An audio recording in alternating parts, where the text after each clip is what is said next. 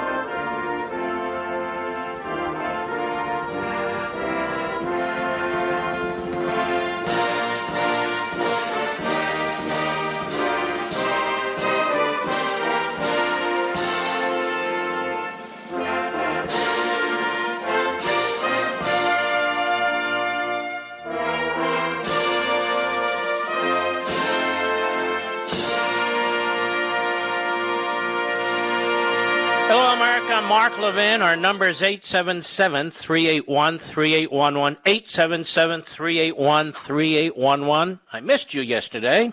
I want to thank Brian Mudd for filling in.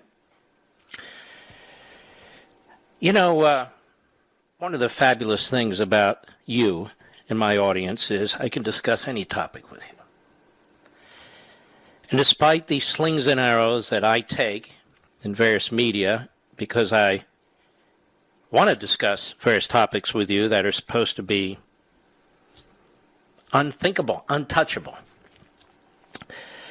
It's very important that you're out there and you're patriots, and that you're also thinking people. This audience is the smartest audience in all of audiences, and I've said that many, many times. Now, I want to talk to you as an American. I want to talk to you as an American. The rise of Jew hatred and anti-Semitism going on in this country is frightening. You know, we talk about immigration a lot. You see what's happened to Europe with open borders. You have what they call no-go zones. No-go zones, like in the suburbs of Paris, where Jews must not go if they expect to live, and Christians too. You have no-go zone areas in Britain. You have no-go zone areas throughout the Middle East. And it appears we're developing no-go zones here in the United States of America. I first want to say this. When you have individuals like Tlaib and Omar and AOC, and you have individuals like Sanders and others, who are flat-out bigots and anti-Semites, constantly stirring the pot, constantly pointing the finger at Jews in Israel, they are inciting anti-Semitism. When you have Democratic leaders, including Joe Biden, including Chuck Schumer, you might say some of these folks are Jewish, Mark. Trust me, I'm well aware of this. And Nancy Pelosi, who are utterly silent. And in the case of Joe Biden, who is lauding Tlaib, celebrating Tlaib, despite her poisonous comments over and over and over again, we have a huge problem. This issue of anti-Semitism is bigger than Jews. It destroys a country. And it's not a coincidence when you have a rise of fascism, as in the case of Hitler, a rise of Marxism, as in the case of the Soviet Union. You have a rise of Jew hatred and anti-Semitism. But all of us, all of you are affected by this. You'll notice the freer we are, the more we believe in a strong republic and a constitutional system. We don't hear a lot of this. But we hear it endlessly today. Black Lives Matter is a racist, Marxist, anarchist organization that is embraced by ESPN, that is embraced by professional sports, that is embraced by mayors all over this country, governors, and the Democrat Party. It is an anti-Semitic organization. It is a America-hating, Marxist, anarchist organization. They don't hide this. Part of the BDS, but they don't even hide it.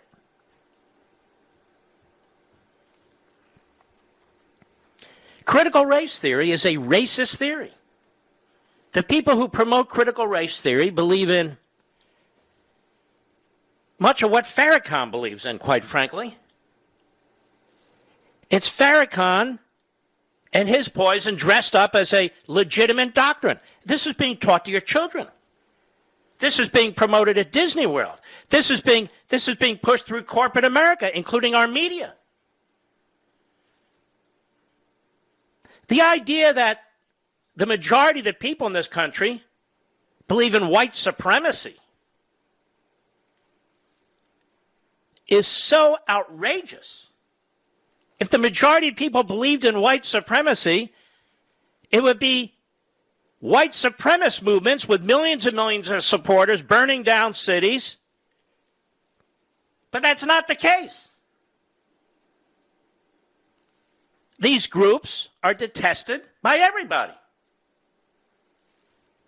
The Klan, the neo-Nazis, and yet Black Lives Matter isn't. Antifa isn't. Farrakhan isn't. We heard about Islamophobia. After 9/11, there was going to be the rise of Islamophobia. There's never been the rise of Islamophobia. The Democrats try and manufacture this. There hasn't been Islamophobia. I don't care what the group CARE says with its ties to Hamas or the other front groups.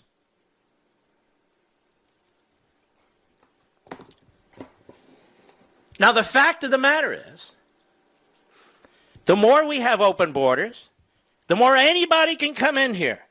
And the less we have assimilation into the American culture and the Americans' belief in a colorblind society, live and let live, the more open our borders and the less we assimilate into our culture, this is what we're getting. Virulent anti-Semitism and other things too.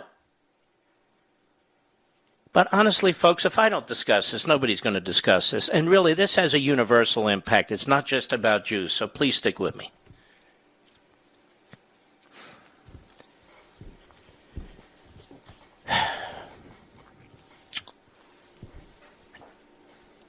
Tonight is Shabbat. That's the Jewish Sabbath. It's not this minute, but it'll be coming soon. So many of the more religious Jews won't even hear what I'm saying, because I'm talking to all of America. This isn't aimed at Jews, non-Jews. It's aimed at everybody. It's a discussion.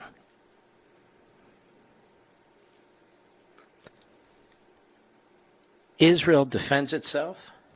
Israel didn't fire the missiles. 4,000 missiles fired at its cities. The missiles provided by Iran. And Palestinian groups in our country attack Jews in our country. I repeat, Palestinian groups in our country attack Jews in our country. I've got article after article, evidence after evidence. And the President of the United States says nothing. The Vice President of the United States, who's married to a Jew, she says nothing. The Democrat leader of the Senate, who's a Jew from New York, he says nothing. Not a word. Nothing. We heard about Islamophobia over and over again. We hear nothing about this. Fox News reports on it. Wow, look at that. Fox News reports on it. A report just came out from the FBI just a few weeks ago about hate crimes in America in 2020. 57% of all hate crimes in America were against Jews. And it keeps rising. Where is this coming from? Is it coming from the Klan? No. Is it coming from the neo-Nazis? No. Where's it coming from? Coming from evangelical Christians? No, not in the least, of course. They support the state of Israel. Where's it coming from? It's coming from Palestinians and Muslim communities. It's also coming from African American communities, shockingly enough. And I'm now the first major broadcaster to allow those words to pass my lips.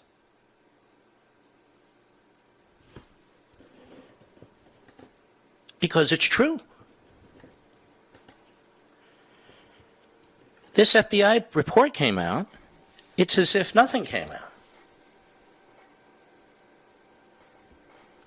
Actually, I understated that. That was the year before. 60.2% of the victims of hate crimes were Jews. 6 out of 10. And yet the Jewish population in this country is minuscule. It's minuscule. What's the Democrat Party going to do about its anti-Semite wing, its Marxist wing? Nothing. That wing has more influence in the Democrat Party than any other element in the Democrat Party. So much so that Joe Biden has not condemned any of this. None of it. Who's the chairperson of the Democrat National Committee? I don't even know. What have they said? Nothing. Absolutely nothing. What have they said on CNN and MSNBC? Nothing. What have they said on NBC and ABC and CBS? Nothing. What did they say on the front page of the New York Times? Nothing. What did they say on the front page of the Washington Post? Nothing.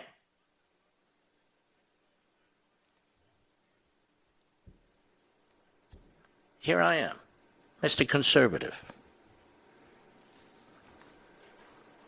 And I say that as Americans, this is shocking. What's happening to our country? Open borders, lack of assimilation into our own culture. It's even worse. The vicious attack on our culture by radical minority groups. Minority, I don't mean by race. I mean by ideology. It's shocking. The indoctrination and brainwashing that's occurring now in our colleges and universities, it's a given. It's just the way it is. Keep your mouth shut. And now our public schools.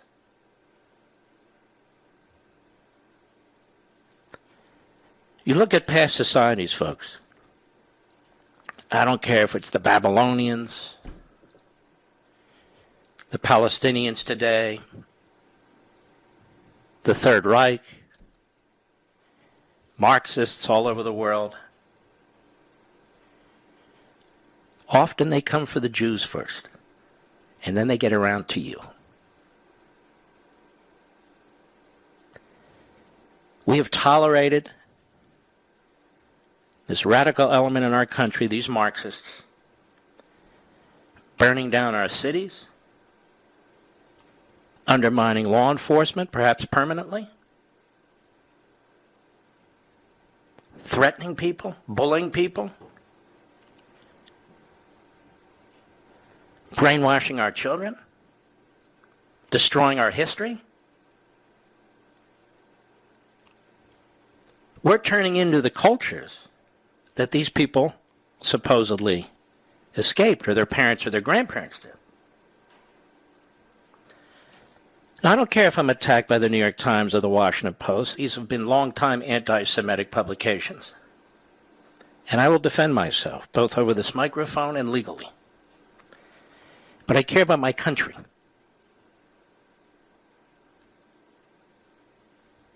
You don't hear this discussed much on ESPN,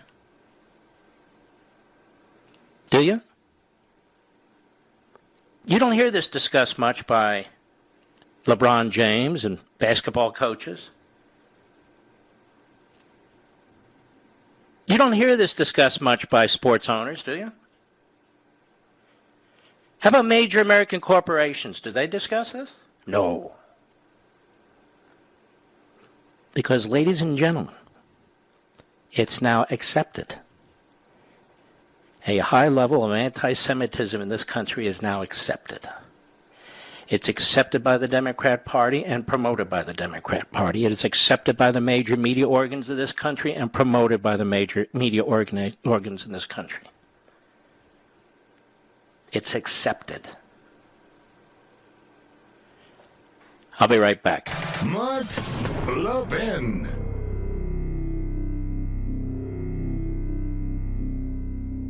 Are you worried about America's future? Times of trouble are full of reasons to despair. But those who built and have preserved our country didn't despair. And if we are going to do our part, we need to draw on the books, the history, and the ideas that gave our forefathers and mothers strength and inspiration. Hillsdale College was founded in 1844 to teach these things, and it teaches them still today. The great news is that we can all study these things along with Hillsdale College professors right in our homes. Through Hillsdale's free online courses, we can study the history of our civilization, the wisdom of ancient Judeo-Christian philosophers, and the writings of Shakespeare and Mark Twain. We can reacquaint ourselves with our Constitution. We can learn how the Constitution has been undermined, and more importantly, how it can be recovered. My friends, as we fight in defense of family, faith, and freedom, let us draw on the best of the past with Hillsdale's guidance to save the greatest nation on earth. Begin learning today at levinforhillsdale.com, Levin for Hillsdale.com, levinforhillsdale.com.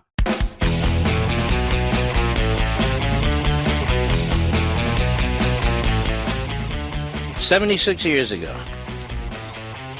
was when the Holocaust ended. 76 years ago. That's all. And you and I know damn well that the shoe were on the other foot. And Hamas and the Palestinian Authority had the military capabilities that Israel has, that the Jews would be wiped out in Israel. You and I also know, as a matter of fact, that Tlaib, Omar, and AOC wouldn't give a damn. Tlaib used to talk about from the river to the sea. From the river to the sea means the elimination of Israel and the Israeli people. This is a person who Biden embraces. They talk about her grandmother. Did somebody shoot a missile at her grandmother's property? No, not in the least. Her grandmother and her family do very well. We have members of Congress now who actually represent Hamas, effectively. And I talked about the Hamas wing of the Democrat Party. Apparently some Republicans in the House have picked up on that, but that's exactly what we have. The problem is it's not so much a wing anymore. It's at least, in terms of Congress, a third of the Democrat Party, and a sympathetic ear by somebody who embraces Tlaib in the Oval Office.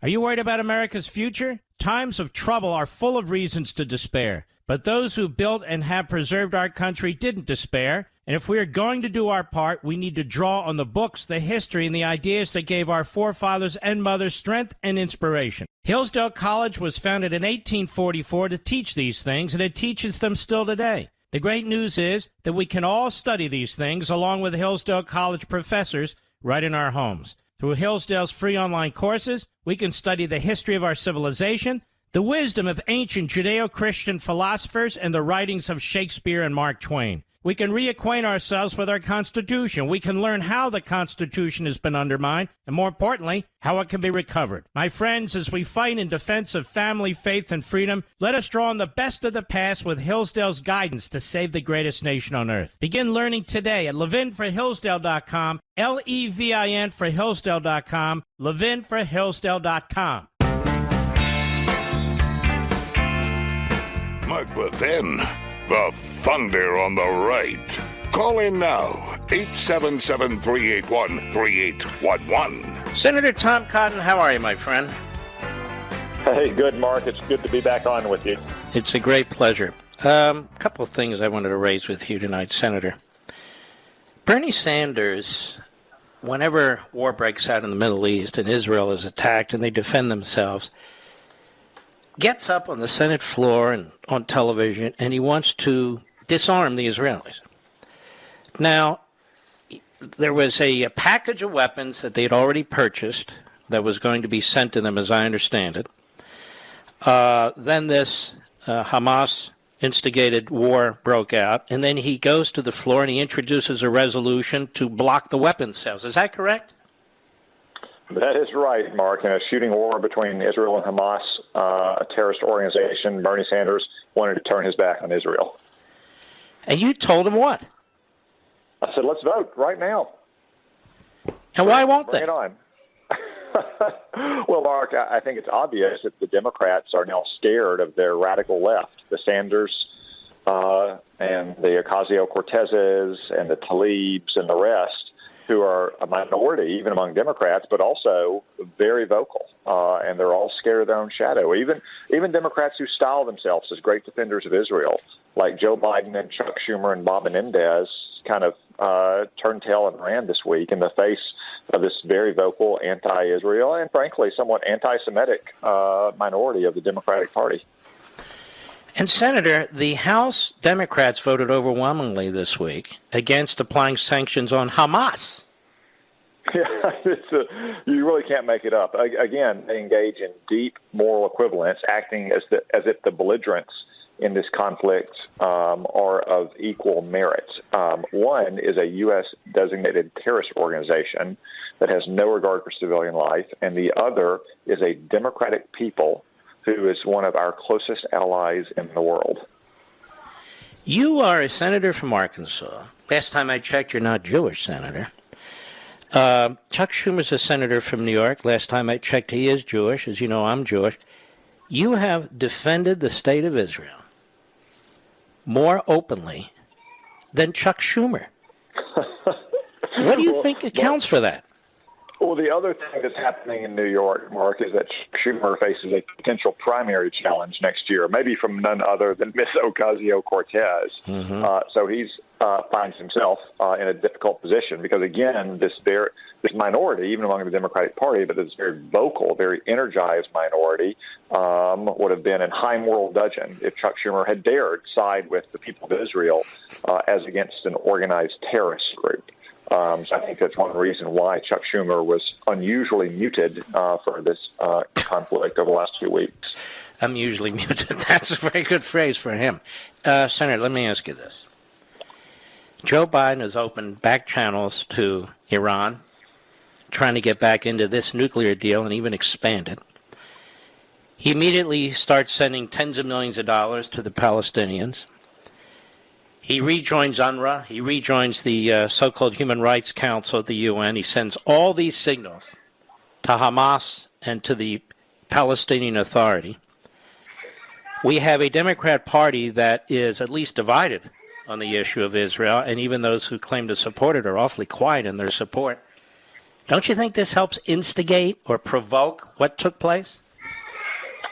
Yeah, I don't think there can be much question that Joe Biden's weakness and his appeasement of Iran in particular helped embolden Hamas and Palestinian Islamic Jihad. I mean, look, almost every one of those rockets and missiles coming out of Gaza might as well be stamped made in Iran. But did you hear Joe Biden or Tony Blinken or any other administration official over the last 2 weeks even mention the name Iran? Of course not, Mark, because they are sitting in Vienna right now trying to get back into the nuclear deal, pleading, almost begging the Ayatollahs to let them back in. In fact, they're basically trying to surrender to the Ayatollahs, but the Ayatollahs are not yet ready to accept the terms of their surrender. And now when you add on top of it as well the kind of deep divisions you saw in Congress from the Democratic Party, it will further embolden our adversaries and Israel's adversaries in the Middle East. We saw very clearly over the previous 4 years the simplest way to have peace in the Middle East, to have stability and security, is for the United States to stand shoulder to shoulder with the people of Israel. There was no conflict in those 4 years. And on the contrary, you had a great rapprochement between Arab nations and Israel through the Abraham Accords. In the first 4 months of Joe Biden's administration, though, you have the most serious conflict since 2014 between Israel and terrorist organizations on its borders. We know what works and doesn't work, right? So why do the Democrats and the hard left, why do they always go to what doesn't work? Well, I think in the Middle East, they're still committed, as President Obama was, to some kind of agreement with Iran to basically divide the Middle East into spheres of influence. They want Iran not only to give up its nuclear weapons, but also to basically become a regional balancing power in places like Syria and Yemen and the Gaza Strip. That is obviously a naive, foolish, dangerous view. Iran has been chanting death to America and death to Israel for 42 years. They're not all of a sudden going to pull in their horns just because President Obama first and now President Biden bribed them with a few $1 billion and promised to play nice with them in the Middle East. I want to move to the coronavirus. I want to move to Wuhan, the lab there. Senator, I think you were the first. Certainly the first senator to say, this may have come out of that lab. We need to look into this. And you took more crap for making that comment, as I recall, because you dared to ask the question and say, let's look into this. You remember that? I bet you do. Oh, yeah. No, I was the first to sound the alarm on the coronavirus. So many other people in Washington were obsessed with the impeachment trial of President Trump. I guess I have to say now the first impeachment trial. And I was trying to point out that things were happening in Wuhan and then more broadly in central China that were very alarming. I urged President Trump in mid-January to take down flights from China. He did so, thankfully, in late January. But pretty shortly after that, I began to point out, look, you don't need a lot of scientific evidence to have a little bit of common sense in this world. And common sense would say it sure is a curious coincidence that this new coronavirus originated in downtown Wuhan, a city larger than New York City, and just happens to have a large laboratory where Chinese scientists experiment with coronaviruses. What a shocking coincidence that could be. And then when you start looking at the evidence, Mark, it may well be circumstantial evidence because the Chinese won't reveal any direct evidence for it all, but all of the circumstantial evidence points directly to a leak from those labs, not to that food market, which was always a preposterous cover-up from the Chinese Communist Party. So it may have taken more than a year for a lot of scientists to come around to my point of view, and therefore for the blue media to acknowledge that's what common sense suggests and what all the evidence suggests as well. But I hope we get to the bottom of it in the days ahead. President of the United States, Biden, talks to Xi for an hour or so over the phone and never once brings it up. Don't you think that's unbelievable? Yeah, it just, again, forecasts weakness and hesitancy and indecision at a time when Xi Jinping is trying to size up Biden in this new role. Look, Xi Jinping knows Joe Biden very well. They spent many hours together when Joe Biden was vice president. Something tells me that he is not exactly quaking in his boots at the prospect of a President Biden. Mm-hmm. Nicholas Ward, he was a former senior science writer at the New York Times. I don't know if you read his piece a few weeks back. It was really fantastic piece. I did, yeah, and I commend him for writing that. It's basically making all the points that I was making last February. There's been some new evidence, some new quotes on the record that come to light. There's no smoking gun. We may never have a smoking gun because the smoking gun has been broken up and thrown to the bottom of the river by the Chinese Communist Party, to use an old organized crime metaphor. But as he wrote in that long essay, all the evidence that we have, plus your common sense, all points to a lab a few miles down the road, not to bats that don't live within hundreds of miles of Wuhan. Yeah, but the amazing thing is most of the media were utterly incurious about this, and not only incurious, would viciously attack, as you and others who would pick up on it, anybody who dared to raise it. Big tech did exactly the same thing. They were, giving the scarlet letter out.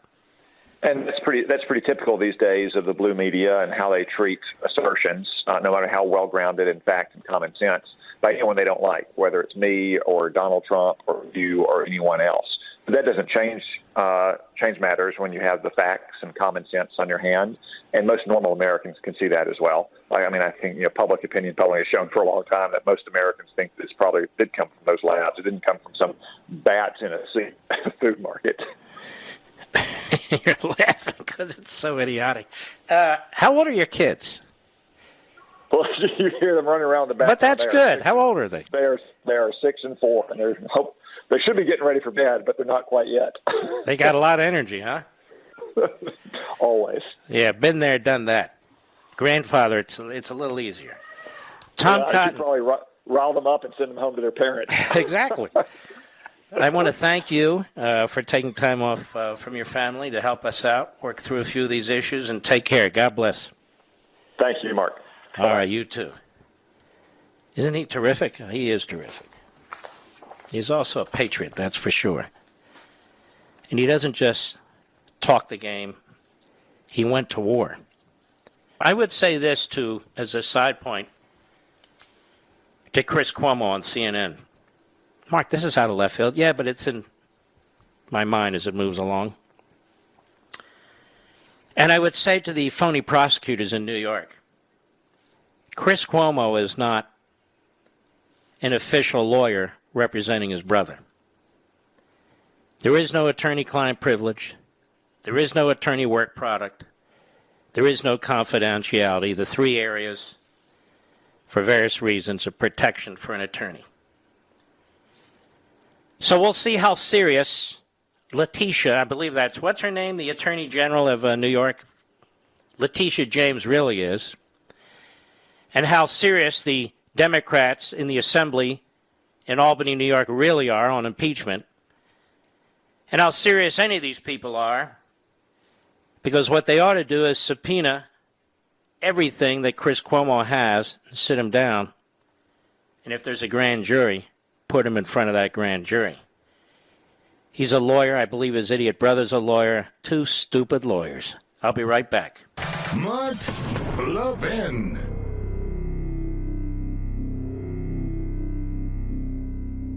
Are you worried about America's future? Times of trouble are full of reasons to despair. But those who built and have preserved our country didn't despair. And if we are going to do our part, we need to draw on the books, the history, and the ideas that gave our forefathers and mothers strength and inspiration. Hillsdale College was founded in 1844 to teach these things, and it teaches them still today. The great news is that we can all study these things along with Hillsdale College professors right in our homes. Through Hillsdale's free online courses, we can study the history of our civilization, the wisdom of ancient Judeo-Christian philosophers, and the writings of Shakespeare and Mark Twain. We can reacquaint ourselves with our Constitution. We can learn how the Constitution has been undermined, and more importantly, how it can be recovered. My friends, as we fight in defense of family, faith, and freedom, let us draw on the best of the past with Hillsdale's guidance to save the greatest nation on earth. Begin learning today at levinforhillsdale.com, Levin for Hillsdale.com, levinforhillsdale.com.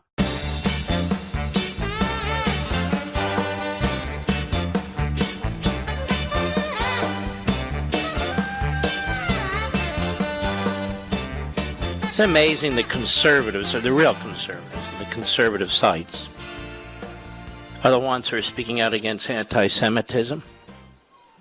You're not seeing this in most Democrat Party surrogates. You're not seeing it in most Democrat Party members. You're not seeing it by most of the media. You're not seeing it, I'm being honest with you, by the liberal Jews in the Democrat Party, by the liberal Jews in the media, by the liberal Jews in Hollywood. You know, I'm a conservative Jew. That represents about 20%, maybe tops 25% of the Jewish population in the United States. It's not as bad as being a conservative African American, but it's close in terms of the nonsense you have to put up with. But we have this site called Breitbart.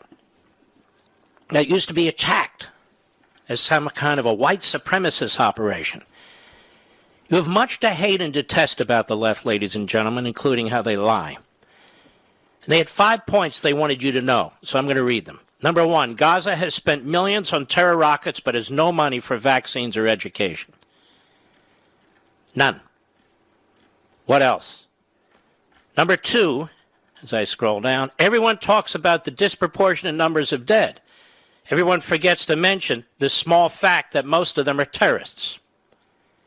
2/3 of those who've been killed are terrorists. Others who've been killed in part have been killed in part by the 460 rockets that Hamas fired but misfired and landed in their own territory. And the human shields that they use. But that's not explained by, what is the idiot's name with Fox, Mr. Producer? Yingst. Trey Yingst, who's reporting from Gaza and did an interview with a Hamas leader.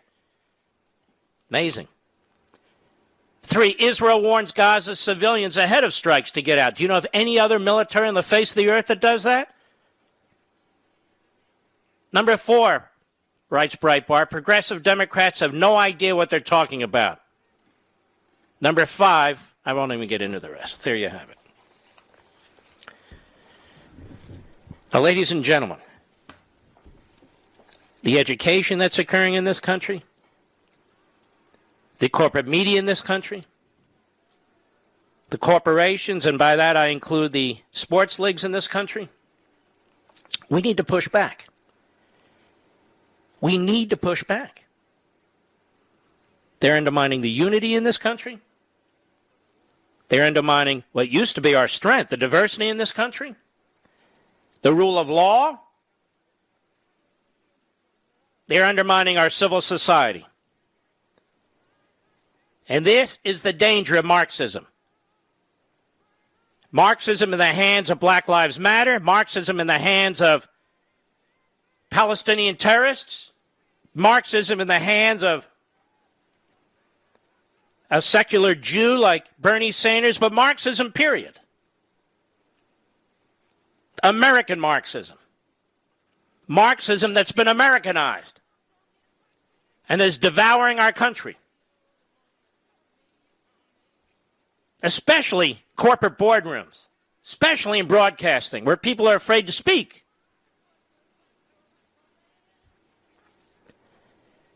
I'm quite serious when I tell you, tonight is Friday evening here. Then we have Saturday and Sunday. Obviously, I'm not on the radio Saturday and Sunday. I am strongly encouraging you now to please pre-order your copies of American Marxism.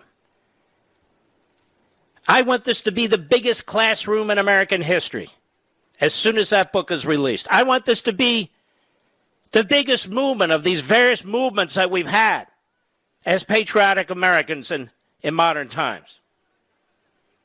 You and me together, we can do this, because if we can't, it's over. But we're not going to allow that, are we? We don't believe in violence. They do. But we believe in ideas, and we believe in strategies and tactics.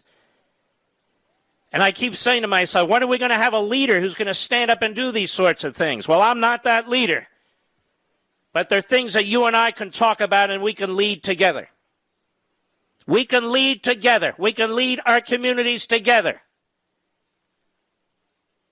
We can lead, and we must. Don't look over your shoulder. There's no leaders behind you. And we will do this. If you're going to get a copy of American Marxism, I want to encourage you to go ahead and pre-order it now. Tonight, Saturday, Sunday. Encourage your family, friends. Get them copies if you like. It's heavily discounted, almost 40%. If they discount it more, you'll get the deeper discount when the book comes out. When the book comes out, I'm hoping it's in 100,000 homes, and then we'll be ready. God bless you. We'll be right back.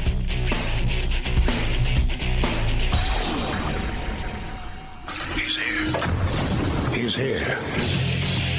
Now, broadcasting from the underground command post, deep in the bowels of a hidden bunker, somewhere under the brick and steel of a nondescript building, we've once again made contact with our leader, Mark Levin. Hello, America. Mark Levin here. Our number, 877-381-3811, 877-381-3811.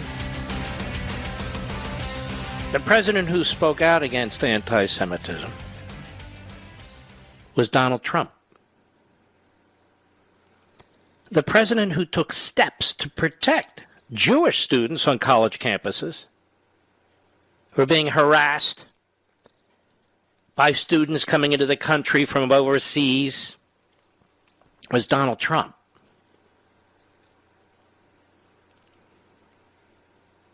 The president who supported Israel against Hamas and the Palestinian Authority terrorists was Donald Trump. You notice even when our embassy was moved to Jerusalem, and I have to call it now, the pro-Hamas Democrat Party and the pro-Hamas media and the pro-Hamas professors said, well, that's going to cause a riot. Didn't cause a riot. You want to know why? They feared Donald Trump.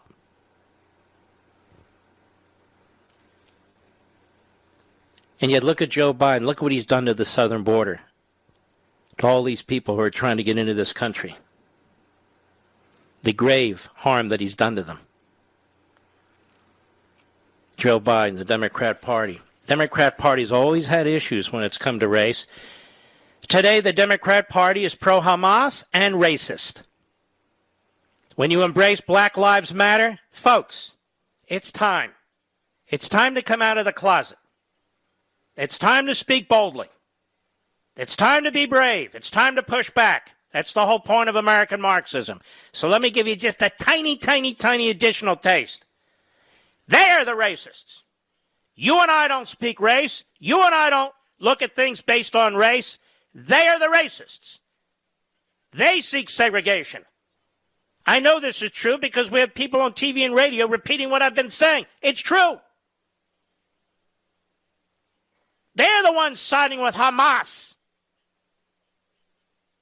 against Jews in Israel. They are the racists. They're the ones creating all kinds of inhuman conditions on the southern border for their own power, they feel. Jen Psaki at the White House briefing today. Listen to this. Cut 4, go. I wanted to ask about President Biden's conversation with Rashida Tlaib on the tarmac in Michigan. What was his reaction to what she said, which was reported to be that she told him the U.S. can't continue to give the right-wing Netanyahu government billions of dollars to commit crimes against And what makes Netanyahu right-wing? What has he done that's right-wing? None of us are right-wing. Take the language back, damn it. We're not right-wing. When you love freedom and love your country, when you love the greatest constitution mankind has ever developed, when you believe in a colorblind society, equal justice, you're not right-wing. So how exactly is Netanyahu right-wing? And how exactly is Israel apartheid? Another bromide from the anti-Semite wing of the Democrat Party and media. So how does she answer the reporter who's saying basically, well, what did Biden say to this anti-Semite Marxist when she got in his face? Go ahead.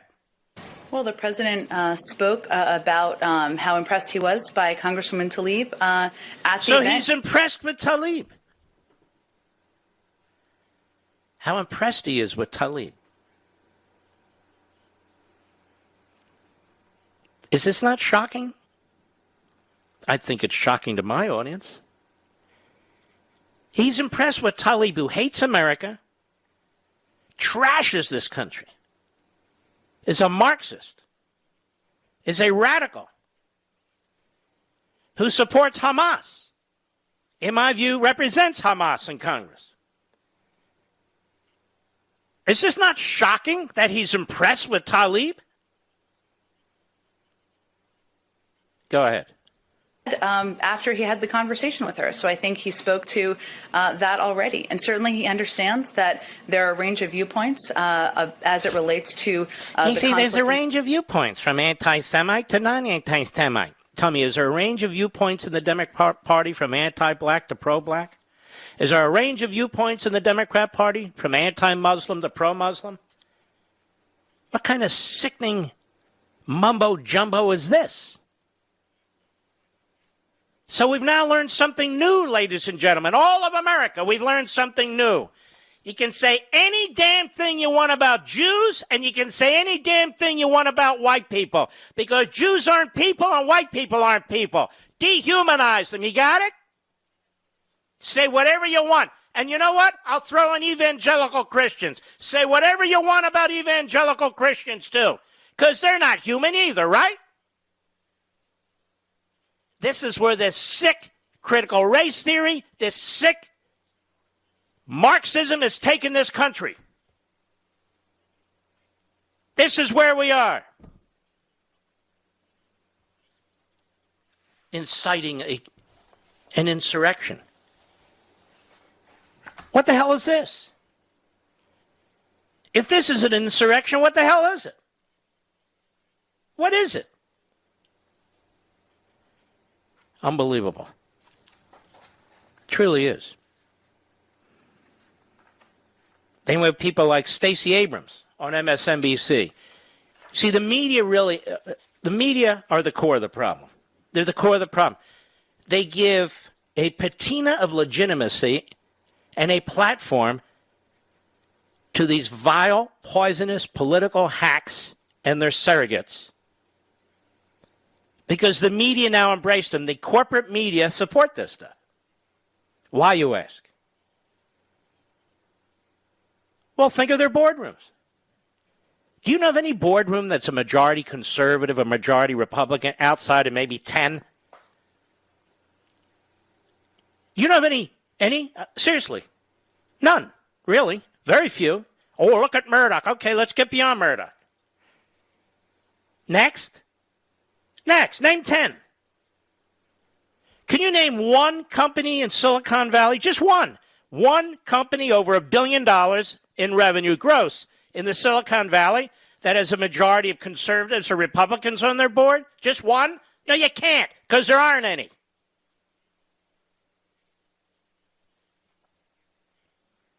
So Stacey Abrams, who's a denier, she denies she lost the election for governor. She's constantly on MSNBC and CNN. Constantly. She's not banned from Facebook. She's not banned from Twitter, even though she's an election denier. Here's what she says yesterday. Cut 9, go. We need the voting rights provisions that are embedded in the For the People Act, as well as the John Lewis Voting Rights Advancement Act. No, we don't.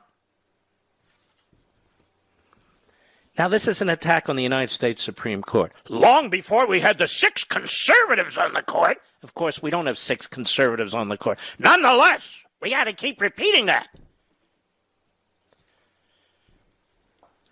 Before Donald Trump was president, many years before Donald Trump was president, I've explained this, but I have to explain it for the slow listeners. That is, leftists out there, both of them. There was a challenge to the Voting Rights Act, which has been around since 1965. By my calculation, that's over half a century ago, covering virtually every southern state, but not just southern states. It expanded. The Department of Justice kept expanding. It even included some counties in Pennsylvania, some counties in New England. Hey, and what were they doing? They were overseeing the election rules in these areas to make sure that they weren't violating the Constitution. So it would be extended, the Voting Rights Act, every few years, just extended. And finally, a few of the areas that were covered, a few of the states said, wait a minute, we're not violating anybody's civil rights. Isn't it time to tell the federal government to get lost? You know, The Democrats don't control our states anymore. We don't have Jim Crow. It's a new era in the South. Supreme Court looks at all the evidence, all the arguments, which came all the way up from district court to a federal panel to a full a circuit court, then to the Supreme Court. They looked at it all and they said, you know what, you're right. There really is no reason to continue this.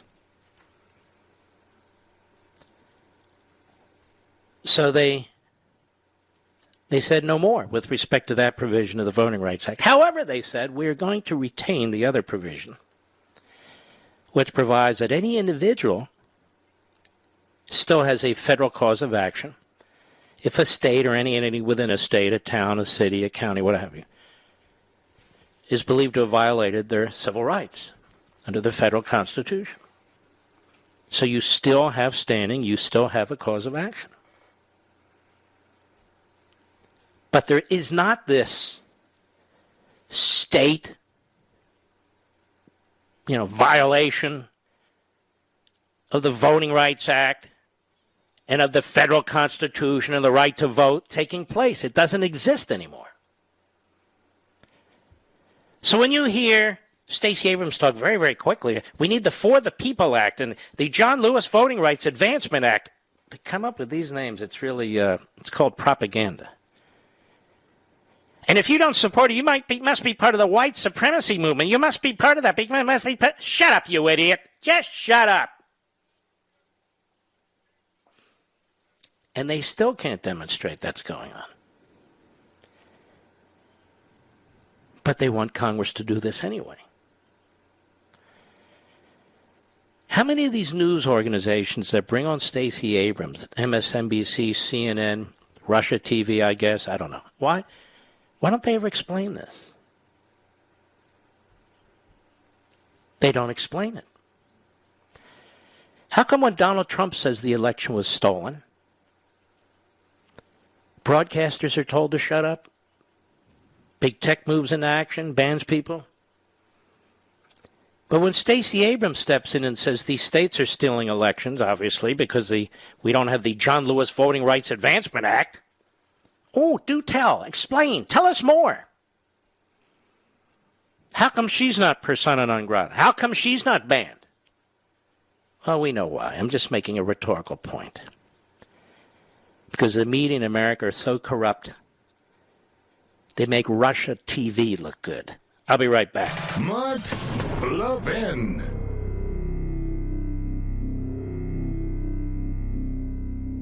Over 2,000 of you, my listeners, made the switch from overpriced wireless carriers to Pure Talk over the past few months. We want the rest of you to join us and to see what we're talking about. If you're with AT&T and Verizon or T-Mobile, your family could save over $800 a year just by switching to Pure Talk. You get great coverage, you can keep your phone and your number, and you'll save a fortune. Pure Talk is the top-rated wireless company by Consumer Affairs, with the absolute best consumer service team based right here in America. Does that sound good? Well, it gets better. Right now, get unlimited talk, text, and 6 gigs of data, just $30 a month. And if you go over on data, they don't charge you for it. They don't care.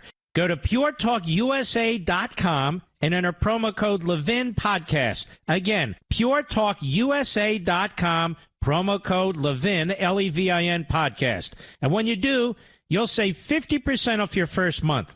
That's puretalkusa.com, promo code Levin Podcast. Pure Talk USA, simply smarter wireless.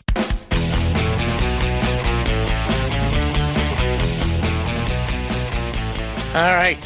Lots to do here, folks. Uh-oh.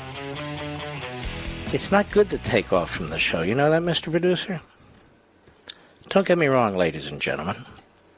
Now and then you have to do things. Family comes first, as we know. But bear with me. Let me give you the first 15 books on the Amazon list since I've not been on the radio. Number 1, Dr. Seuss. Oh, the Places You'll Go. And by the way, you know why that's number 1 now, Mr. Producer? And I'm all for it. It's because it's graduation time. And so a lot of times this Dr. Seuss book is given as a very friendly sort of joke to people. Number 2, Zero Fail. written by a leftist who is a Washington Compost reporter. Now listen to this one. Number 3, Stacey Abrams wrote a fiction, they say, while justice sleeps. Boy, how do you write a book and do all the TV appearances? I don't know. She's number 3. John Green wrote some book. I don't know who he is. He's number 4. Uh-oh. Oprah's number 5. What happened to you? She wants to know. Number 6, a fiction called The Last Thing He Told Me. Obviously, it didn't end well. Number 7, The 4 Agreements. Number 8, The Body Keeps the Score. Number 9 is some nonfiction. Number 10, The Midnight Library, another nonfiction. Number 11, Atomic Habits. Number 12, another fiction. Number 13, Selena with Love. We know who that is, right? Selena Dion. Number 14, American Marxism. Wow. In one day, we dropped the number 14, America? We got to continue to send a message to Amazon. We got to send a message to the publishing world, to the media world. We need to send a message to the world, period. I would strongly encourage you. You have never heard me talk about any of my books this way, ever. But I so worry about this country. I strongly encourage you, if you're going to pre-order copies of the book, don't wait till July 13th. We want to hit the ground running on July 13th, and not a moment to spare. Please order your copy of American Marxism. You can get it on Amazon, Barnes & Noble, Walmart, or any of these sites. I think we can do better than Stacey Abrams. I don't even know if she wrote the book. I'm sure she'll say she did, so far be it for me to question that. What happened to you? Oprah Winfrey with a co-author. You think she wrote it? Oh, I'm sure she did. So you got a lot of fakers going on here. But you can be sure when you get one of my books, I wrote it and I researched it. And I read it over and over and over again to make it as perfect as I possibly can for you, Levinites, patriots. This book is different. It's different. It's the longest book I've ever written, as I've told you. In my view, it's the most important book I've ever written. And given the times, we need to spread the word far and wide. And really, only you can do that. This is our Thomas Paine moment. This is our Paul Revere moment. It's now. You can see things beginning to bubble up along our society, but it's not enough. It's not enough. They are devouring our schools. They are devouring our politics. They're devouring our economic system. They're dividing this country in ways we never even thought imaginable. On race, on faith, on income. They want to collapse this country. You have the fools in sports and the fools in corporate boardrooms. You have the fools on TV, editors of newspapers, who are so scared of themselves, but they can beat their chests loudly and tell you how they're down for the revolution while they're pocketing millions. It's a disgusting spectacle. So we're going to cut all through all this. You see a little bit here and there on a TV show, or hear a little bit of it here and there on a radio show. We need to put this all together. And we need to really push back. We need to go on offense, intellectually, organizationally. Let them stand on their heels. Father's Day is coming up, even though the book's not out by Father's Day. You can certainly let your father, your husband, or your boyfriend know that this is their gift and this is coming out. Amazon has it less than $18 right now. So spread the word. If you're going to get your copies, I want to encourage you to pre-order today or over the weekend. God bless you. I'll be right back.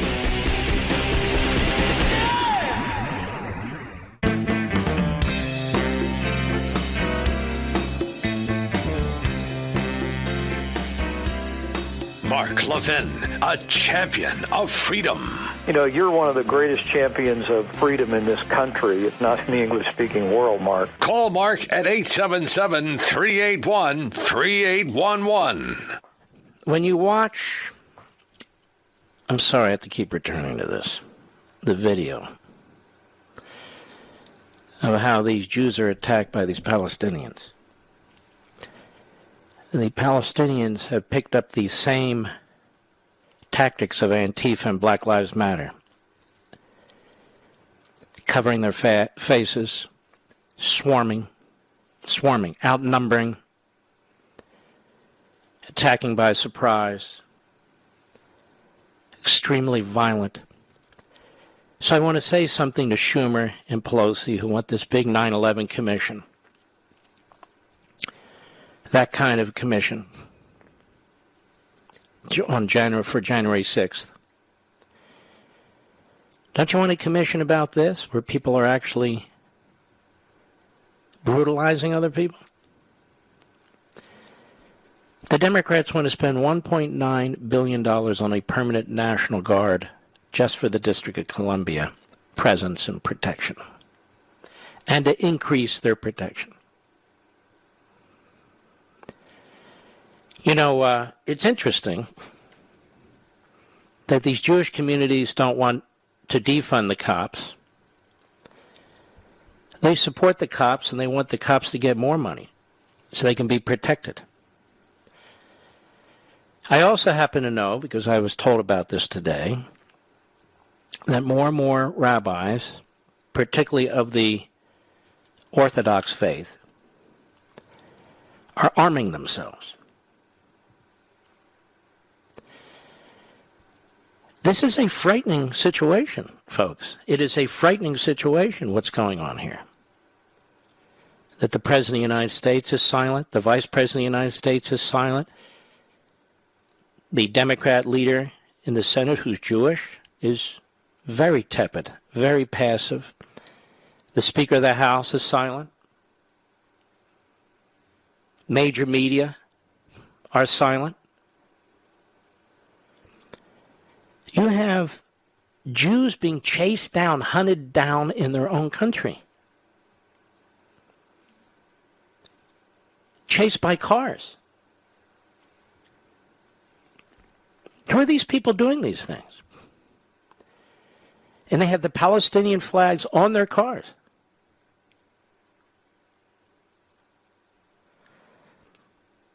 Isn't it time that the major broadcast companies, TV and radio, and I'm quite serious about this, started to focus on some of this? All the radio companies, what are they doing? Isn't it time the TV companies started to focus on this? What are they doing? I expect nothing from the New York Times, of course, or the Washington Post. Nothing, maybe a hit and run, maybe that's about it. It's wrong to say the left is silent about this. The left is doing this. The left is doing this. One of my favorite people in the world is Pastor John Hagee. He and I become as close as you can be, I think, best buddies, and our families are very close. An evangelical Christian in San Antonio, Texas, and a Jew from Philadelphia. What in the world could we possibly have in common? Really? Almost everything. Almost everything. And there are others in the evangelical community who are fantastic. Absolutely fantastic. And this is why the Democrat Party, as an institution, hates them too. Hates them too. This is happening in America. for several reasons. This is happening in America for what I said in the first hour. Our immigration system is, George Bush likes to say it's broken, and by that he means we ought to be embracing more and more immigrants in this country. That's not what immigration's about, embracing more and more immigrants. It's embracing a certain kind of immigrant. And again, I don't mean by religion or race. This is how the Democrats think. I mean by heart and soul and mind. That a nation wants people to come into the country who will love the country, who will contribute to the country, who will assimilate into the country. That's not happening. Because the Marxists, again, as I explain in the book, because the Marxists don't want assimilation. They don't even believe in assimilation. Assimilation into what? A white supremacist country? It's a strange white supremacist country, isn't it, ladies and gentlemen, that lets all these minorities into it? It's very weird. Because it's a lie. It's a lie what they say about Americans of all faiths and all colors. It's a lie what they say about this country. It's a lie what they say about Israel and the Jews. It's a lie. It's a lie that the Jews have heard for 4,000 years. But when you see the kind of beatdown and the kind of hunting down of Jews, Orthodox Jews, because their clothing and their beards and so forth, they're very obvious, by these Palestinians. How do you know they're because they're carrying the Palestinian flag? So I know they're not Italians. You look at that, and then you hear the silence of the Democrat Party. Silence. Silence. The only ones speaking out are the evangelical Christians, Jews like me, you folks, and the Republicans in Congress. As I sat here, ladies and gentlemen, one of you in the audience sent to us the following. Senator Tom Cotton, I had no knowledge of this, and Republican leader Mitch McConnell today announced they are introducing the Preventing Anti-Semitic Hate Crimes Act, legislation to combat the dramatic rise of anti-Semitic hate crimes in the United States. Cotton said anti-Semitism has no place in the United States. The Department of Justice must take immediate, decisive action to stop the shocking rise of hate crimes targeting the American Jewish community. Has anybody heard from the Attorney General of the United States? Not a word. Nothing. Has anybody heard from the Civil Rights Division of the Department of Justice? Not a word. Nothing. Has anybody heard from the left-wing hack Democrat Attorney General in New York who's busy chasing Donald Trump? Not a word. How about the Manhattan DA, Cy Vance? That creep. And I'm going to talk about him more next week, trust me. Not a word. Why are they silent? How in the world did every Democrat in the House of Representatives vote against condemning Hamas? Hamas is a terrorist organization, ladies and gentlemen. In this proposed legislation, we have Mitch McConnell says the uptick in hateful anti-Semitic attacks is disgusting and totally unacceptable. From anti-Israel efforts like the BDS movement to violent crimes on American streets, we must confront anti-Semitism every single place it rears its ugly head. Our legislation will support state and local law enforcement and ensure the bigoted thugs and criminals who are attacking Jewish Americans face the full force of American justice. That's Mitch McConnell. So the Republican leader in the Senate and Senator Tom Cotton introduced this legislation. It's not introduced by the Democrat leader who's Jewish and from New York. It's not introduced by him. It's not introduced by Cardin in Maryland, another Jewish senator. In fact, Bernie Sanders introduced legislation to defund the Israeli military.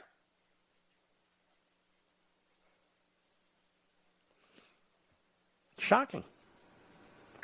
Where's the FBI director tonight? Has he put out a statement?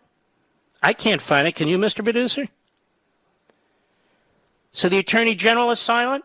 The director of the FBI is silent. The Attorney General of New York is silent. The District Attorney of Manhattan is silent. The President of the United States is silent. The Vice President of the United States is silent. Wow. How about the head of Homeland Security? Silent. Not a word. In fact, Joe Biden embraces Tlaib. He did it directly, and he did it through his spokesidiot. He respects and admires her. He respects and admires her. I despise these people, and I despise the Democrat Party. It's not the Democrat Party of old.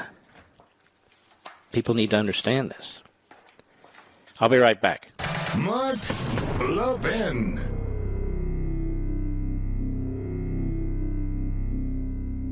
Over 2,000 of you, my listeners, made the switch from overpriced wireless carriers to Pure Talk over the past few months. We want the rest of you to join us and to see what we're talking about.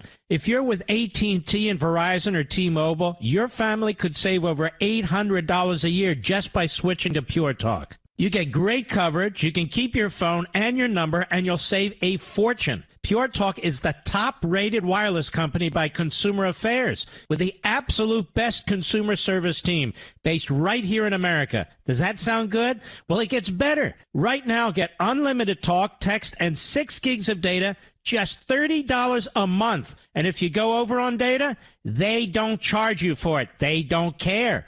Go to puretalkusa.com and enter promo code Levin Podcast. Again, puretalkusa.com, promo code Levin, Levin Podcast. And when you do, you'll save 50% off your first month. That's puretalkusa.com, promo code Levin Podcast. Pure Talk USA, simply smarter wireless.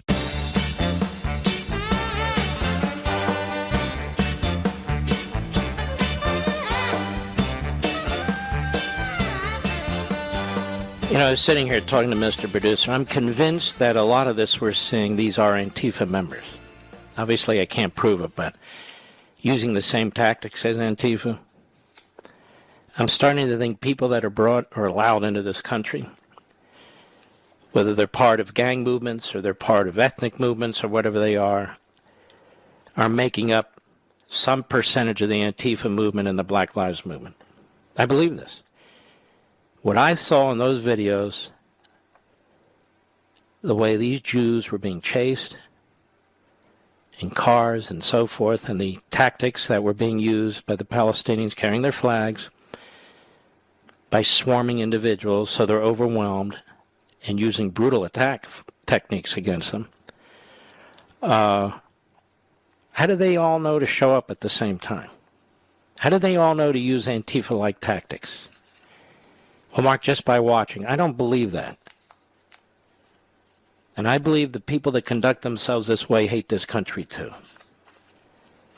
In the mold of Omar and Tlaib and AOC, etc., etc. That's what I believe. Remember David Berlinski? This man is one of the smartest men I've ever talked to in my life, and that's saying something. And he's a writer and an intellectual. He lives in Paris. He's an American. Why he lives there, I have no idea. I haven't heard from this man in several years. He sends me an email. And he says, Mark, you really need to read Nicholas Ward's piece about the coronavirus and its beginnings. Well, the damn thing's like 50 pages long. So I read it. I said, wow. People are talking about this, but people are not as deeply into it as is Nicholas Ward. And then I said, who the hell's Nicholas Ward? Well, he used to write for the New York Times, so I figure he's some kind of lib. He's not. He's just a straight shooter. He's about 80. He's retired pretty much. He decided a year ago, I'm going to look into this. Nobody else seems to want to look into this. And so he doesn't just regurgitate things that have been said. He digs and he digs and he digs, and he finds a lot of very important information. And he cannot conclude with certainty that it came from a lab, but he's pretty close. And when it comes to the animal to human theory, he says there's absolutely not a syllable of evidence to defend that. He's a science writer, almost his entire career. Nicholas Ward will be my guest this Sunday for the full hour on Life, Liberty, and Levin. And trust me, you're not going to want to miss this. 8 p.m. Eastern Time. You can always DVR it if there's some conflict going on, but I would strongly encourage you to watch this because I think your jaw's going to hit the ground. I really do. Because mine did. His name is Nicholas Ward. And you'll see how I ask questions and draw information out of him, too. I do this interview a little differently. So I think you'll really want to check it out. It's a big-time full hour. We see others now doing, well, I'm going to do a long-form interview show, where I can actually sit down with somebody, talk about things out of them. How actually, I've been doing that now. When am I doing it now? 5 years, Mr. Producer?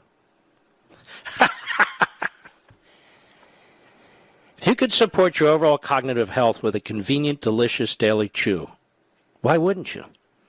I really want you to listen to this. I take Super Beats Memory and Focus Chews. Memory and Focus Chews. Now, what are they? Research has shown that by promoting blood flow, you can support cardiovascular and cognitive health. Combining clinically studied ingredients unique to this product, Super Beats Memory and Focus promotes brain blood flow, supports memory, alertness, and helps support reduced perceptions of mental fatigue. Like other Super Beats products, Super Beats Memory and Focus was crafted under the careful guidance of scientists and features clinically studied key ingredients. It's the only cognitive chew of its kind. Support your brain health and cognitive performance with Super Beats Memory and Focus. Take advantage of this limited time offer today. Ready?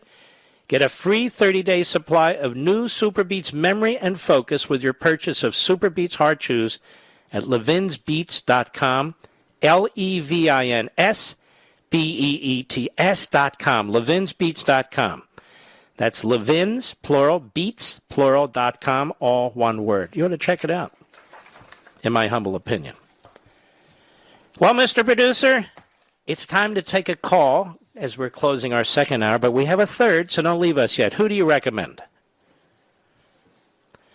On the Mark Levin app, Jeff in New Jersey. How are you, sir? I am great, Mark. I've been waiting to talk to you. I talked to you 25 years ago before I got into medical school. So I'm calling to congratulate you on your stepdaughter's medical school graduation. Thank you. That's number one. Number two, I've ordered over 50 copies of your book so far. Whoa. I position myself. Thank you. I'm doing what I can to further the cause. My goal is 500 plus. I am planning on giving these to new patients.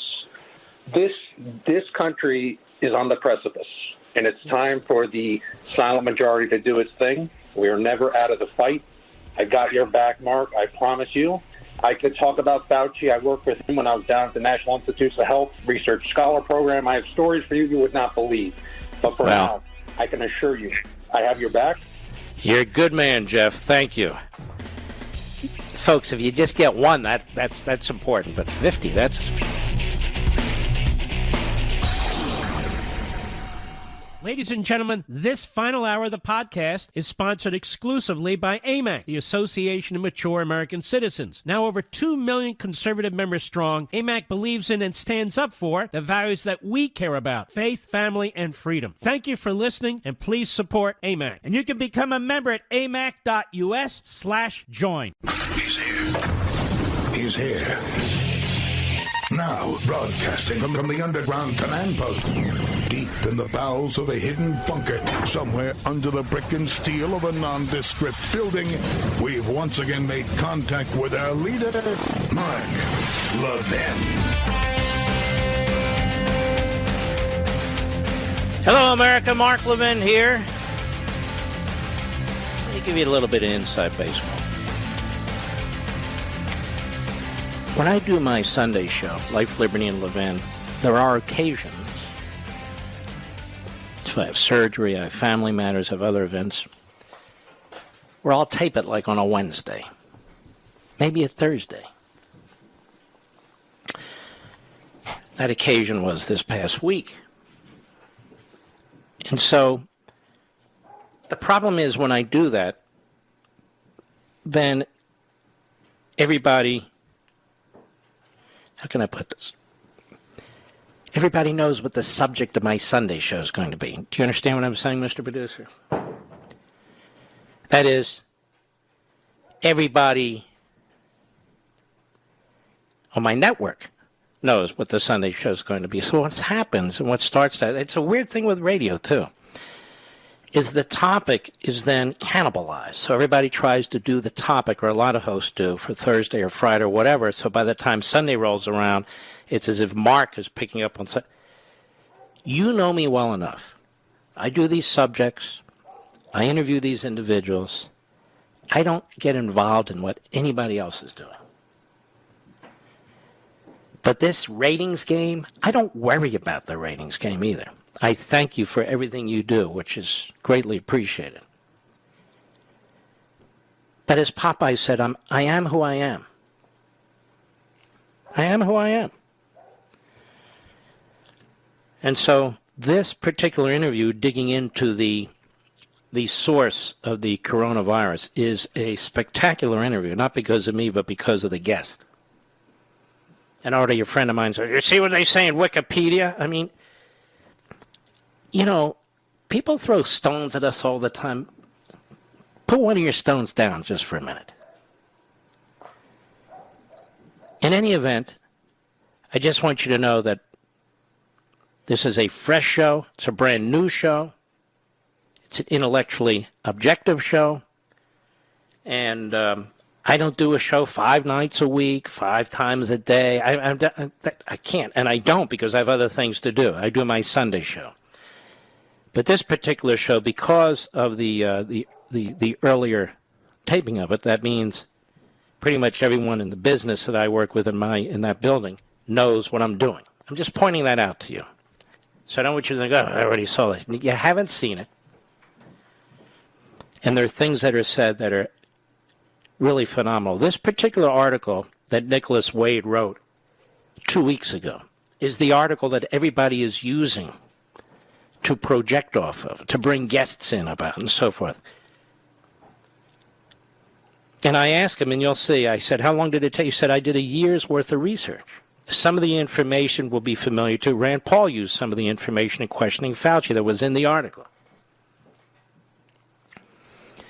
And so we go through this step by step. It'll be the most understandable discussion of this virus and where this virus came from, I believe, that you've heard yet, no matter and regardless of all the others. So it's very, very important, I think. And you'll be the judge. When it's over, you'll tell me. You'll be the judge. 8 p.m. Eastern this Sunday, Life, Liberty, and Levin. As I say, you can always DVR it if you're doing something else. Now let's continue. Can anybody tell me why Don Lemon is on TV? Is he intelligent? No, he's stupid. Does he have some great journalistic background? No, he has a very limited journalistic background. Has he ever said anything profound? No, he has said things that are absolutely moronic. So why is he there? Because Jeff Motherzucker knows that Don Lemon is a good soldier in the war against America. And the things that come out of Don Lemon's mouth underscore the point. Listen to this from CNN today, Don Lemon. Cut 11, go. The only party now that is operating in reality is the Democratic Party. The Republican Party is obsolete. The Republican Party is not dealing and living in reality. So you cannot negotiate with a party that doesn't operate on logic. And so I don't know what the answer is when it comes to the Republican Party. I think at this point, it needs to be restructured, and perhaps Americans who want this country to be a country that is sane and rational and equitable and equal, that perhaps they need to challenge the Republican Party more. But I don't think the Republican Party at this point is I don't think that they can be changed. I really don't. I think that it has gone way too far, and it's just sad to see. I'm not a political person. I'm a person who lives in reality. I'm a journalist. I can see and I can hear. Whoa. This guy is among really a gaggle of modern-day journalists who've destroyed their profession. He says all this, and then he says, look, I'm not a political person. I'm a journalist. And that the Democrat Party is obviously the sane, equitable, rational party, unlike the Republican Party. There's a lot you can say about the Republican Party. But the Democrat Party is the party that's literally endangering this nation. Go ahead. I can think, and there is no reason to believe that the Republicans are going to start playing fairly and are going to start operating as a party of sanity. Well, what does that even mean? So this fool knows that the Democrat Party is a tyrannical party. He knows what the Democrat Party is doing to this country. And again, this is why I have a whole section on the book that includes the media. Now, I've written an entire book on the media, so I'm not going to regurgitate what I wrote in that book in this book. Some touch, but that's it. But to then say that the media in this country isn't part of the American Marxist movement would be ridiculous, would it not? The man just laid it out. And to define Marxism so narrowly as not to include all the movements that it has spawned here in America, including those that have been spawned by actual Marxists, like critical race theory and others that I'll get in with you when the book comes out, is absurd. It's all laid out. It's just it took somebody to pull it together. So Don Lemon, here he is. Get rid of the Republican Party. No, it's gotten rid of itself. No, it hasn't. It almost won the last House, took the House, and almost held on to the Senate. But you see, the Democrat Party's the only rational party. Now, he doesn't condemn Omar. He doesn't condemn Tlaib. And not just on the anti-Semitic stuff, on the insane Marxist stuff. Not a word. But he's a journalist, and that's the problem. By today's standards, he's a journalist. He is. And he's not the only one. You have another journalist that follows him, Chris Cuomo, who's basically a mouthpiece for his political brother. Two morons. One holds high office, another one is a journalist. This guy violates journalistic ethics left and right, but there he is. He's still there. Nobody watches him, but he's still there. And as I said, prosecutors can subpoena and certainly can depose him because he has no privileges whatsoever about what he told his brother or his brother told him. Let's see how serious they are, because they don't seem that serious, to be honest with you. We'll see how serious they are. But here's Don Lemon basically saying, yes, look at me. Look at my profession.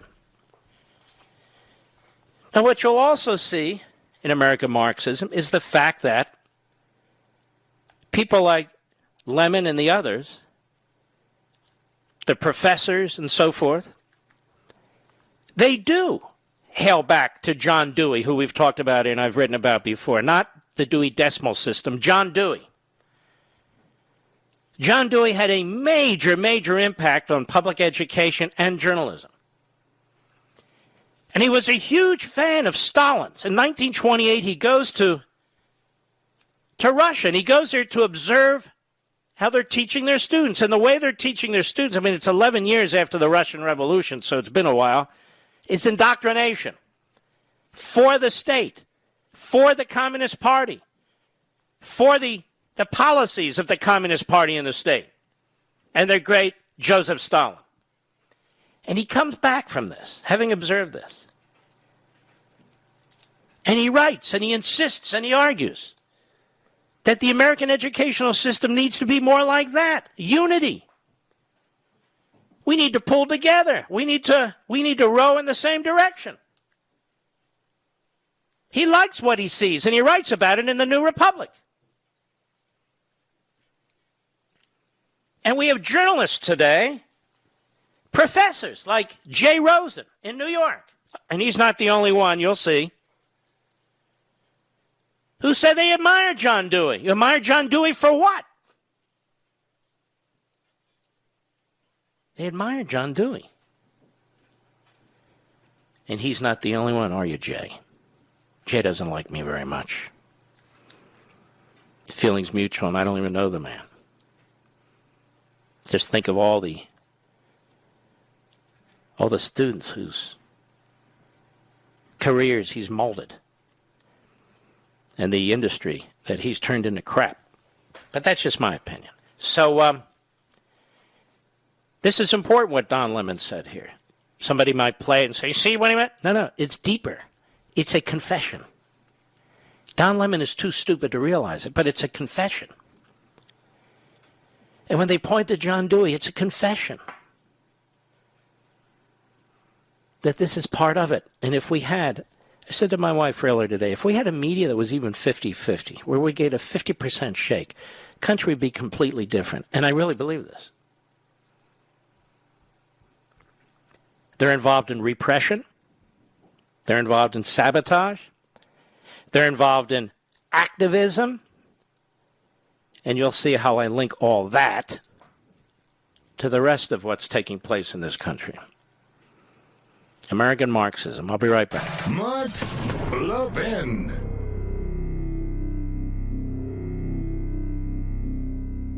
AMAC, the Association of Mature American Citizens, is one of the fastest growing organizations in America. Now over 2 million conservative members strong, and I'm one of them. AMAC believes in and stands up for the values that we constitutional conservatives care about. More than talk, AMAC fights. A full-time presence in Washington, AMAC pushes back against reckless spending, disasters like Medicare for All, and the expanding reach of the federal government. And beyond advocacy, joining AMAC gives you access to a wealth of benefits and discounts, including special member-only rates on car insurance, travel discounts, cell phone plans, and a hell of a lot more. And if that's not enough, you'll get AMAC's bi-monthly magazine, full of insightful articles on issues that matter to most of us, we conservatives. As I said, I'm an AMAC member, and you should be too. Join today at amac.us. That's AMAC.us. Stop supporting the liberal agenda that the other 50-plus organization has been pushing for. Join AMAC instead. AMAC.us.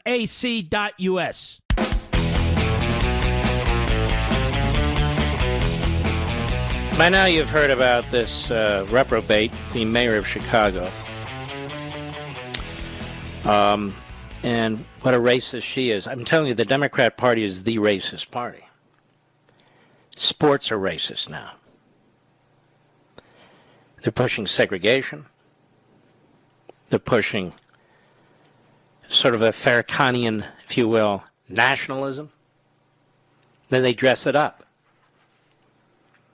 Chicago Mayor Lori Lightfoot, who's a real lightweight, on WGN-TV yesterday, cut 14, go.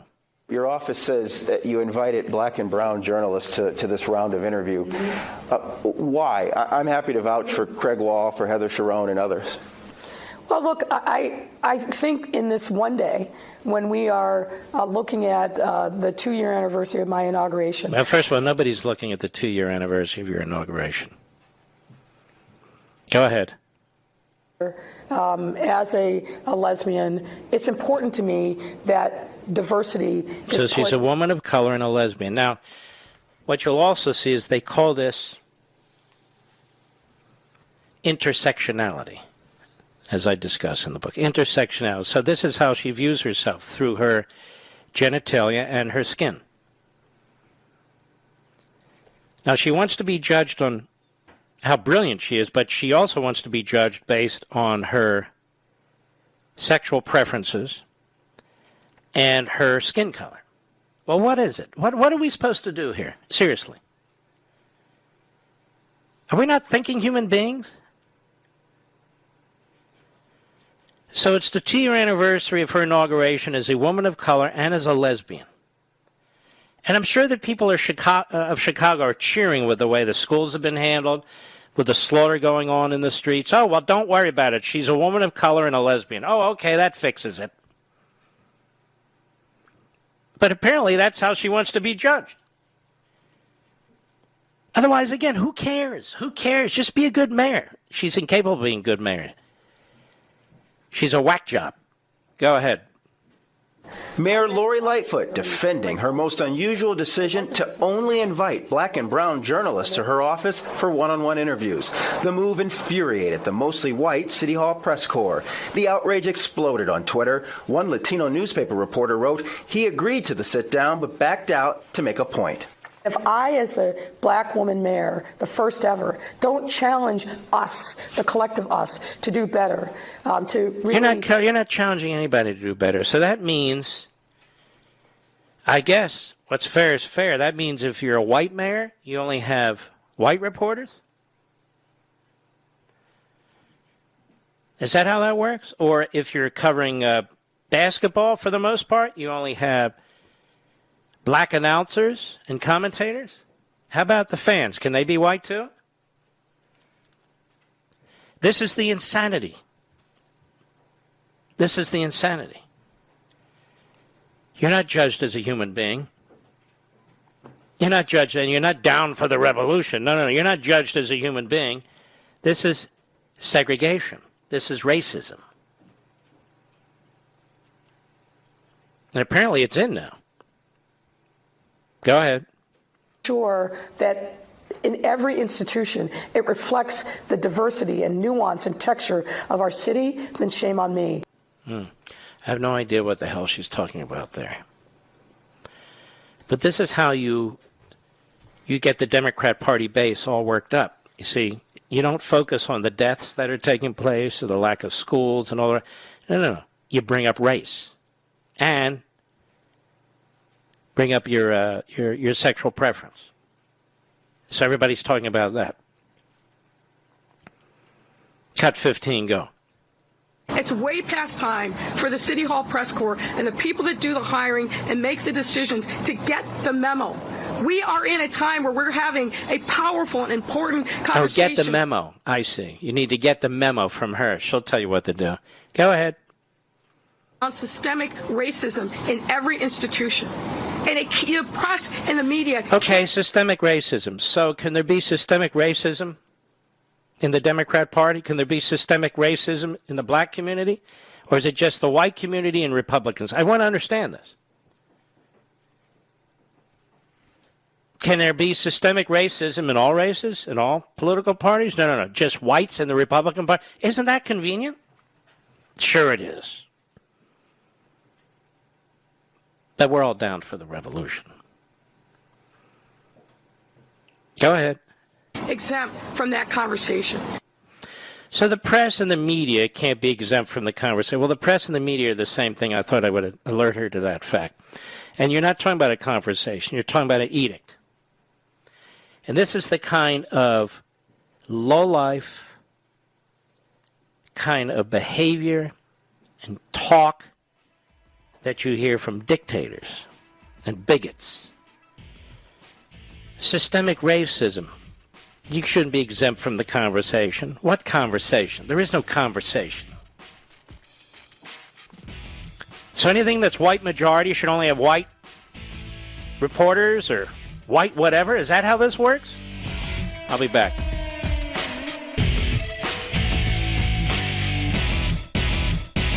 AMAC, the Association of Mature American Citizens, is one of the fastest growing organizations in America. Now over 2 million conservative members strong, and I'm one of them. AMAC believes in and stands up for the values that we constitutional conservatives care about. More than talk, AMAC fights. A full-time presence in Washington, AMAC pushes back against reckless spending, disasters like Medicare for All, and the expanding reach of the federal government. And beyond advocacy, joining AMAC gives you access to a wealth of benefits and discounts, including special member-only rates on car insurance, travel discounts, cell phone plans, and a hell of a lot more. And if that's not enough, you'll get AMAC's bi-monthly magazine, full of insightful articles on issues that matter to most of us. we conservatives. As I said, I'm an AMAC member, and you should be too. Join today at amac.us. That's AMAC.us.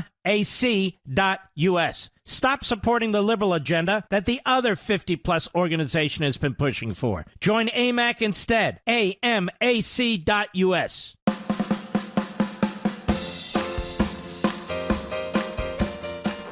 The Mark Levin Show, the pool feed for the conservative media. Dive in now. 877-381-3811. By the way, the mayor of Washington, D.C. agrees with the mayor of Chicago.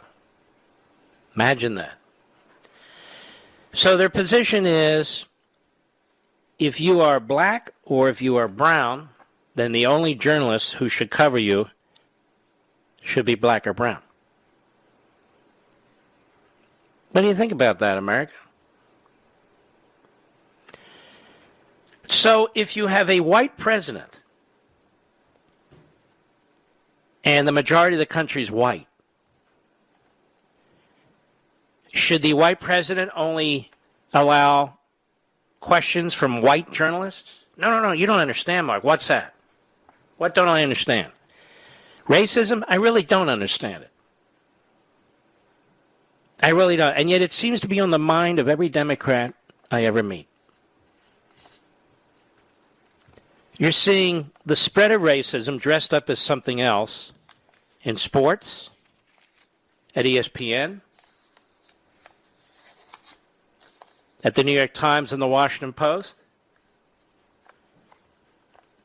You're seeing it at certain cable TV channels. You're seeing it at the New York Times.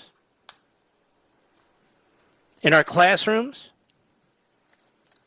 in our colleges and universities, and we're paying for all this, either voluntarily or not voluntarily.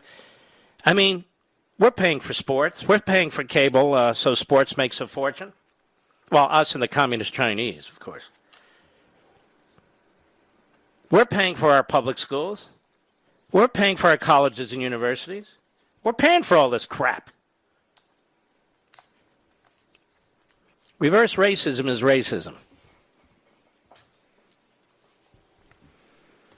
And you know what's interesting? You don't hear from minorities who reject all this stuff. Every now and then, one will show up a school board member, a school board meeting or so forth, and we'll talk to them, or we'll have their audio or TV on cable. They'll talk to them and so forth. But I guarantee it, there are so many people who feel as we do. That is, the vast majority of the people, regardless of race or background and so forth. So many people. And yet, it is stereotyped as white. As white. And yet, there are African Americans, there are Hispanics, there are Asian, name it, who find all of this sickening. Absolutely sickening. Because they love their country. And they don't want to tear it apart. That's why. Roy, Dallas, Texas, the great WBAP. Roy, go right ahead, please. Yes, sir. Congratulations and warmest wishes on your new doctor and your family. Tác you. She's great. Yes, sir. Thank you. Her name's Jenna, right? Correct. Yes, sir. See, I do pay attention to whenever you talk. Thank you. Yes, sir. Yes, sir. You know, we got to sell our dog Joe in that White House, and Tokyo Rose is his press spokesperson. That's a good point. And, yes, sir. She is a Tokyo Rose. She's a propagandist. Absolutely. Yes, sir. But, you know, I question what happened in New York this morning to those citizens and the people in the Jewish community being attacked like they were.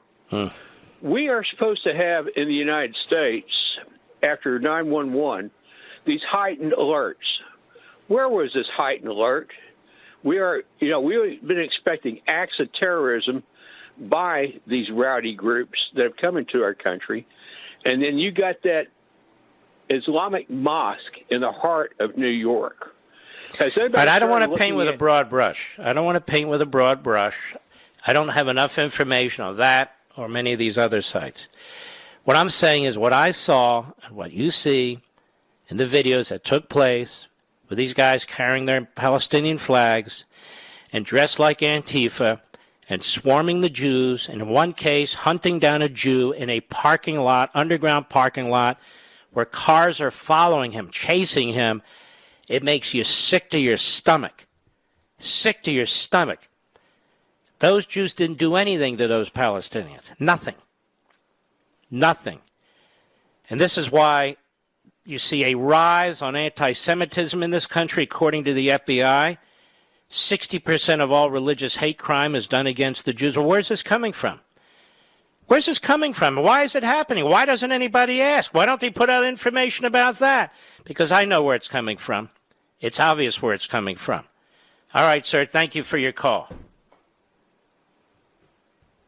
We all know where it's coming from. Florence, Seattle, Washington, the great KTTH. How are you, Florence? Oh, now that I'm speaking with you, Dr. Levin, Mark, thank you. I'm doing very well at this moment, and I cannot tell you, words cannot describe how excited I am about your forthcoming book in July. Thank you. I truly, I'm 80 this year. Wow. And you sound honest to God, you sound like you're 32 years old. Well, I feel like I'm a lot younger. I act and feel younger. I definitely look older. So bottom line is, I want to spend the rest of my life, as I have spent much of my life up to this point, educating about Marxism. And this may sound, I don't know, may sound disingenuous. It is not. I have been praying for decades for somebody to focus on exactly the title of your book. It's a brilliant title. It's a comprehensive title, and you've done it. And I suspect there will be a second volume because it's an evolutionary thing. You are brilliant because actually, if I had written everything that I needed to write, the book would be 600-700 pages long and nobody would read it. I don't want to write a book that nobody will read. So this may well be volume 1 with a volume 2 coming. We'll see. I suspect. And what I am concerned about for all conservative broadcasters and broadcasts, they've got to stop. And what I'm doing is I get a lot of literature from a lot of places, and I skim over it, and if they don't mention Marxism, if they just say liberal, left, socialist, democratic socialist, ad nauseum. It's just not adequate. It's not adequate anymore. And it's not. And during the World War II years, especially, did we have people refusing to identify what was going on in Germany and other Yes, countries? we had the New York Times, but other than that, you're right. Other than the New York Times, Yes. it was generally acknowledged they were Nazis. So we've got to have that label established and stamped on. And if folks don't want to do it, conservatives... I think they do. I don't think many conservatives on TV or radio are going to want to do it. But for those who are serious about this, you'll see how I explain that this is the Americanization of Marxism. And so how it is used, how the phraseology is used, and how the exploitation is used. And that's what we're facing. This isn't liberalism. Liberalism is, I want to make a little change here, reform this here, do that. It has nothing to do with it. Systemic racism, brainwashing our children, open borders. You go on and on and on. This is an attack on the country. But anyway, Florence, I want to thank you, and God bless you, my friend. As we can.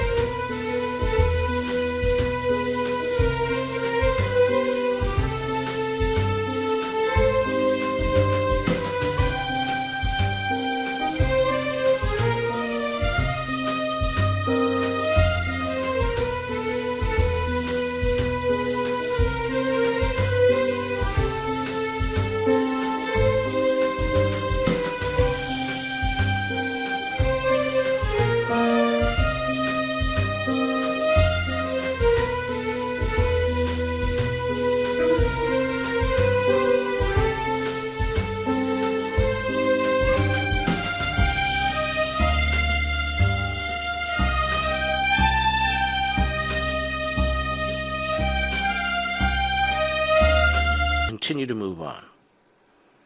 Sylvia! Oh, I got to take a break. I'll be right back. Mark Levin.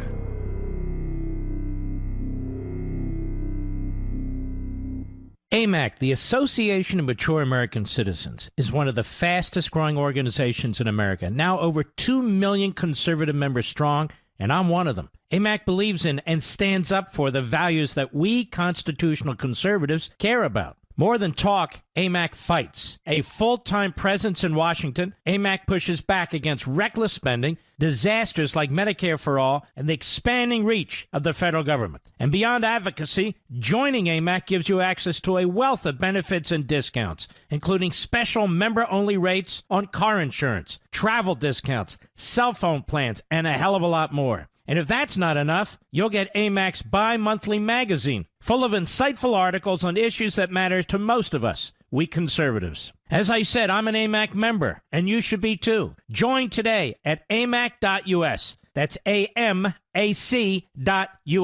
Stop supporting the liberal agenda that the other 50-plus organization has been pushing for. Join AMAC instead. AMAC.us.